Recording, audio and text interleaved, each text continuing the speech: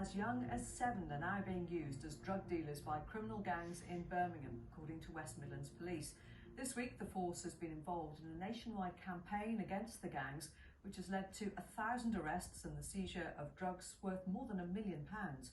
The move has been against county lines gangs when organised criminals in cities expand their market by forcing vulnerable children to sell drugs for them in smaller towns.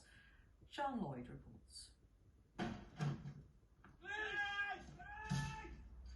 They'll be sold a lie. They'll be told it's just a day, but that could turn into 2 weeks. So you've got a missing person inquiry.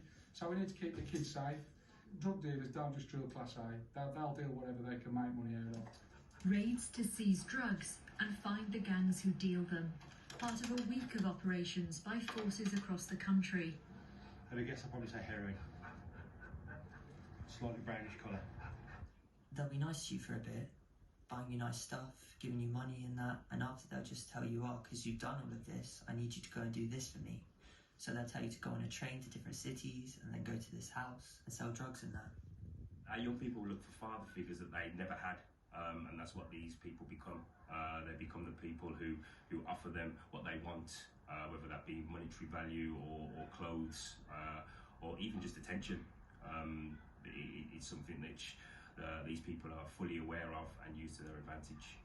Here, police are targeting criminal networks who exploit the vulnerable to traffic drugs from the West Midlands into smaller cities and towns. It's known as county lines. Would it surprise you if I said young people as young as children, as young as 7, are being exploited and groomed? Historically, children in care have been targeted.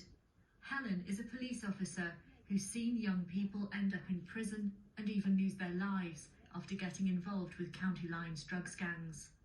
This visit to a children's home is to help these young people understand the risks. They blackmail you, they use you for certain things. It's a bit scary. How is it scary? Because at the end of the day you could end up getting stabbed or losing your life to it.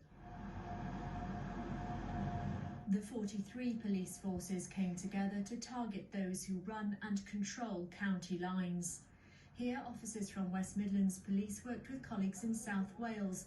They're checking out a train trying to identify people who traffic drugs along a suspected line operating out of the Midlands into Swansea. This was a week-long crackdown, building on efforts that continued during the lockdown. Coronavirus didn't stop the gangs who run county lines, but police say the number of arrests they've made have increased since March. County lines continue to operate. I think the criminals have evolved what they've done. They're maybe not, they're travelling so far, they're maybe a bit more on your doorstep. They're probably using more local people to become involved with that, but we're aware of that, and that's why we're trying to target through coordinated activity. During the week, more than £1 million worth of drugs were seized and a record number of lines disrupted.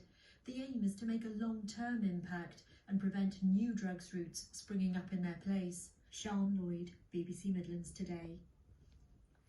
Emily Van